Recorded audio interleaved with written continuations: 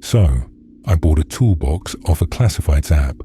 Yeah, I know how that sounds. But it was one of those vintage kinds, solid steel, rusted corners, and supposedly filled with artisan tools from the 1940s. Dude wanted only $20. Said I had to pick it up in person. That should have been my first red flag. The address led me to this old house tucked deep in the woods, like GPS barely knew it existed.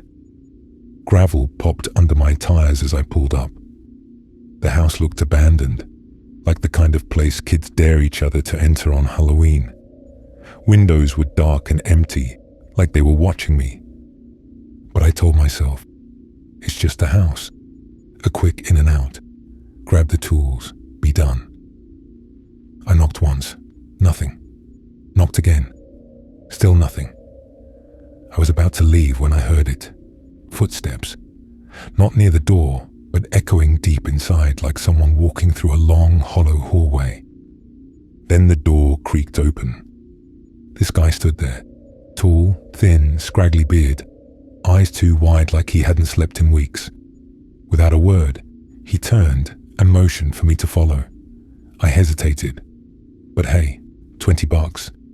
He led me to this single lamplit room. Just one thing in the center. A battered metal toolbox sitting on an old stool. The way the light hit it, it almost looked staged. But listen to this. I reached into my wallet, pulled out a 20, looked up, and the guy was gone. Just like that. No footsteps, no doors, nothing. Just gone. Now, here's where it gets worse. As I took a step back, trying to figure out where he could have gone, something shifted behind me. A shape, taller than the last guy, broader. It blocked the only hallway leading out. I froze. My mouth went dry. I could hear more movement now. Slow creaking of floorboards, the subtle shuffle of more feet. Like I was being circled. And here's the part that still makes my skin crawl. None of them spoke. Not a word. Just breathing. Heavy. Rhythmic. Hungry. I did the only thing I could think of. I bolted. I remembered spotting a back door near the kitchen on the way in, so I sprinted for it, every shadow stretching like it wanted to grab me. I shoved the door open and burst into the forest behind the house, branches clawing at my arms and face like the trees themselves wanted to keep me there. I didn't stop running until I hit the main road, heart trying to escape my chest. My car was long gone, probably towed or stolen. But I didn't care. I walked 5 miles just to feel streetlights again. But here's the punchline. When I looked up that listing again, gone. Like it never existed. Even my chat history with the seller was wiped. So take it from me, not all tools are meant to be used. Some are bait, and some deals are designed to trap the curious. Stay sharp. Because the next steal might just steal you. I've always prided myself on knowing every creak and whisper this old house makes. It's mine after all, my little sanctuary. So when something sounds off, I notice. But that night, nothing about what happened felt normal. And trust me, it only gets weirder from here. I was halfway through a late-night horror podcast, just the kind of thing you binge when you can't sleep. When I heard it, a soft, long groan from the front door. Not the usual twinge that comes from the hinges settling in the cold, but a deliberate, drawn-out creak. At first, I thought maybe I imagined it. But then, I heard footsteps, slow, steady steps across the living room floor. My heart kicked into overdrive because I live alone, and I keep the locks tight. But wait, it gets worse. I slipped my phone off the coffee table and slid as quietly as possible behind the couch. My pulse was thundering in my ears, and then, I swear to God, I heard him call my name. Mia. Not yelled, not frantic, just flat, calm, like someone reading it off a list. But here's the thing. My name isn't Mia. Still, the voice said it like it knew me, like it was sure, and that chilled me more than anything.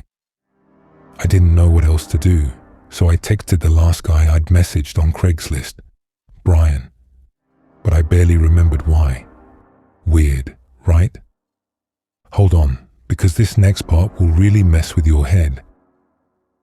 My thumb hovered over send as the footsteps crept closer and closer, right to the stairs. The entire house felt like it was holding its breath. So was I. I dialed 911, whispering everything to the operator. Someone's in my house. I'm hiding. Please hurry. She told me officers were on their way and begged me to stay hidden. I clicked off the phone and squeezed my eyes shut. My hands were shaking. Then it happened again. The footsteps stopped right under the stairs, and after 6 long seconds of silence, the voice returned. Mia. Only this time, it wasn't a statement. It was a question. And just when I thought it couldn't get any creepier, it did. The footsteps turned around, lighter now, like he didn't need to search anymore. I heard the front door click shut, and just like that, he was gone. Or so I thought. But here's where things don't add up. The police hadn't arrived yet. I stayed hidden, barely breathing.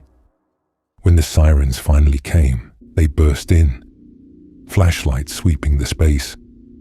There was no one there. No Brian. No forced entry. Just the echo of that voice. And one footprint, right in the middle of the faded rug. Now listen closely. This is what really haunts me. The footprint. No match in any system. The number I texted. Gone. Disconnected. Burned. So now, I lie awake. Every single night. And if I ever hear that voice again, I know it won't be out of curiosity. It'll be because he's finally ready. And this time, he already knows my name. I swear I wasn't even looking for anything weird that night. Just some last-minute furniture shopping. You know how social media groups are. People post random garage sales or everything must go listings. One caught my eye. Moving out, cheap decor, come before 9, ask for April. So I went.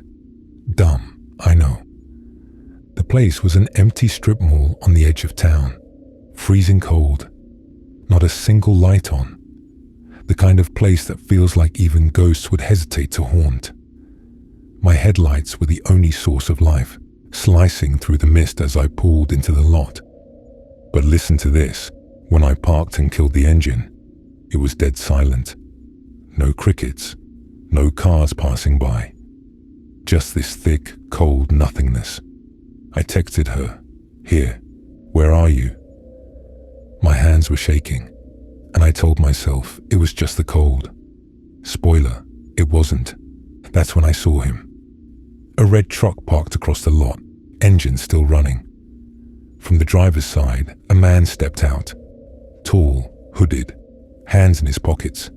He walked up like he'd been expecting me. Smiling, calm. "Everything's free," he said. Like I'd already agreed to something. I forced a laugh. Cool. April around?" He just smiled wider. Didn't answer. That's when my gut twisted. You know that crawling feeling when your body knows something your brain hasn't caught up to yet? Yeah, that. I slowly reached for my phone and called April's number. The phone rang once, and behind me, a voice answered. Not through the phone, not on speaker, behind me. "Hey there." But here's the thing. It was April's voice, exactly like the messages, but drained, hollow, like someone had copied her tone but couldn't fake the warmth. I turned around fast, and what I saw, it still messes with me. It was him. Same man, same hooded jacket, but now he had a phone to his ear. His mouth moved with the voice I'd heard so many times in text. "You made it. It gets worse." That smile widened in real time, like he was feeding off the fear hitting me all at once. I backed away so fast I nearly tripped, then just ran for my car. Door slammed, tires skidded on gravel. I didn't care about the free decor or the polite facade anymore. I just drove, didn't look back until I saw streetlights again and people. Real people. But here's the kicker. April never existed. The number gone. My call history wiped. All I had left was a vague memory of where the place was, and when I returned during daylight. A few days later, the lot was empty.